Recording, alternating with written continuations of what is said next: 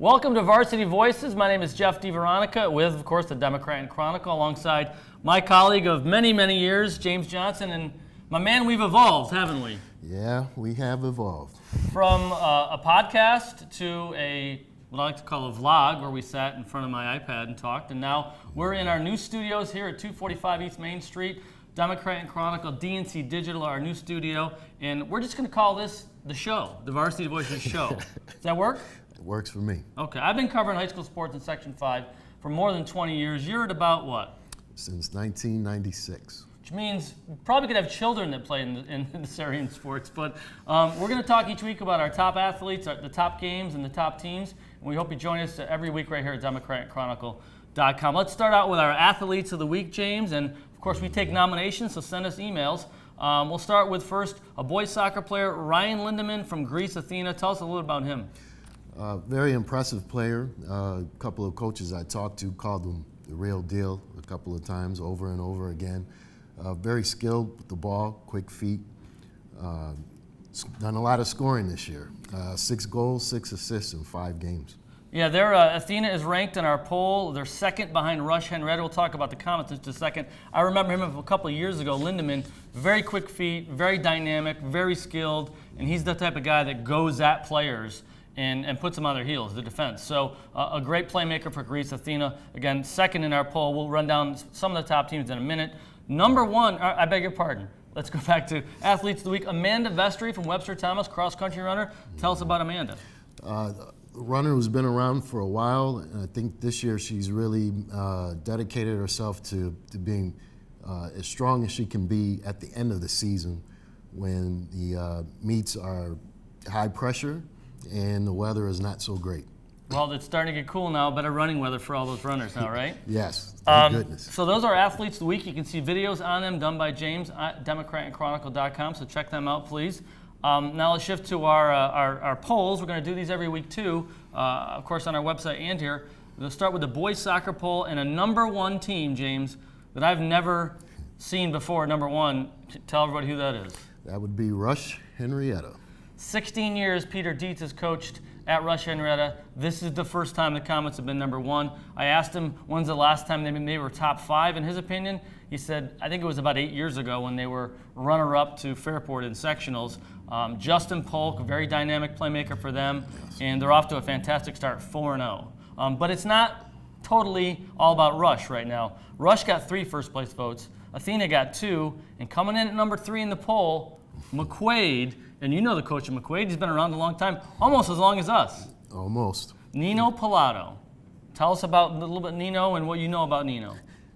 Nino coached for years out in Greece at Greece Odyssey and did a very good job with smaller programs. So now he's moved up to Class AA with McQuaid and trying to shape a champion. 17 years at Odyssey, 8 Section 5 titles.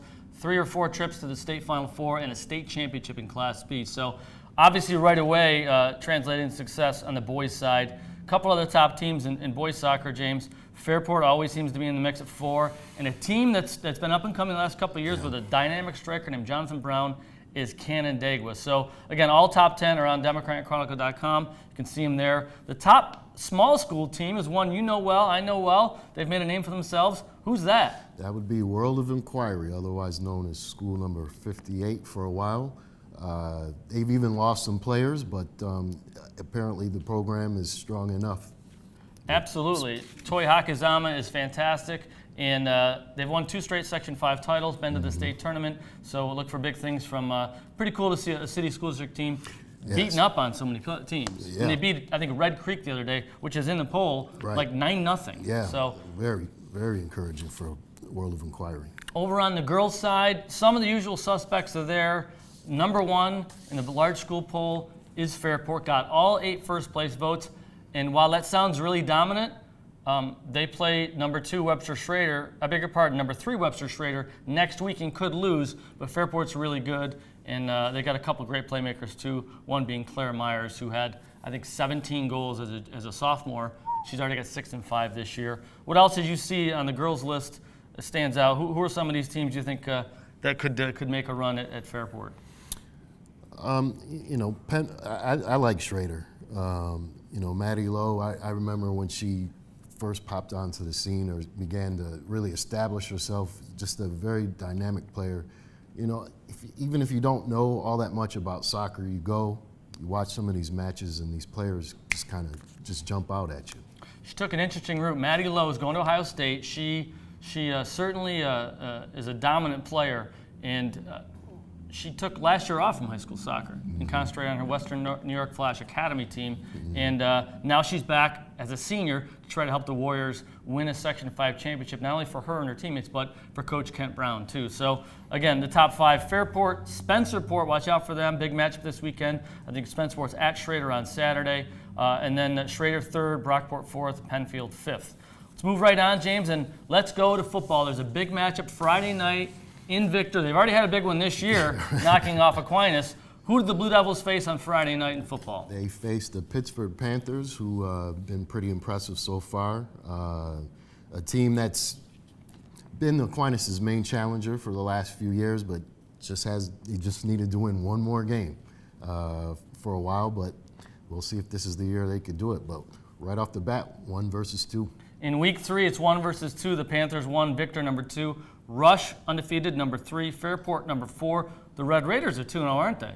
Correct. Aquinas is 5. Can't forget about the Little Irish. Canandaigua is 6. A tie for 7th between Hilton and Athena. And I think Hilton's better than people think. Brockport is 9th and a tie for 10th. Spencerport and Eastridge.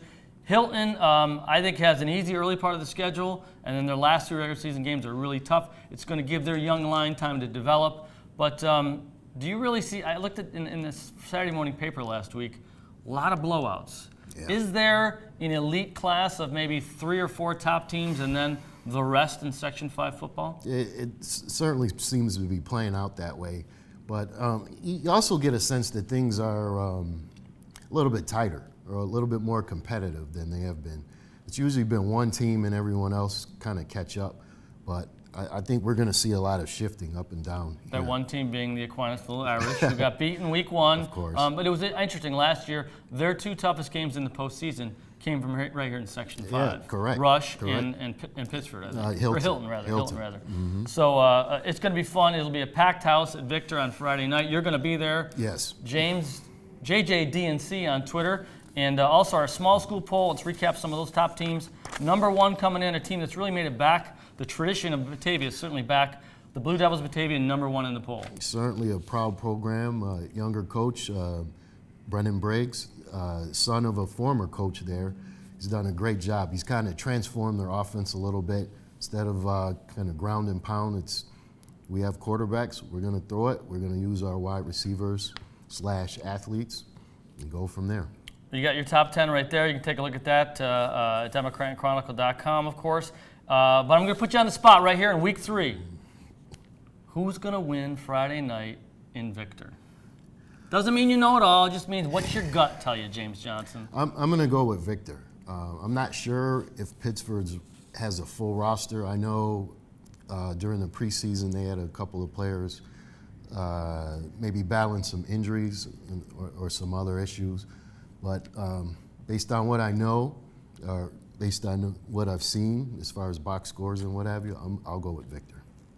He's a home team. He doesn't want to get booed in that stadium. We know, right? All right. For James Johnson, my name is Jeff DiVeronica. Make sure you check us out every week right here at DemocratandChronicle.com on Varsity Voices.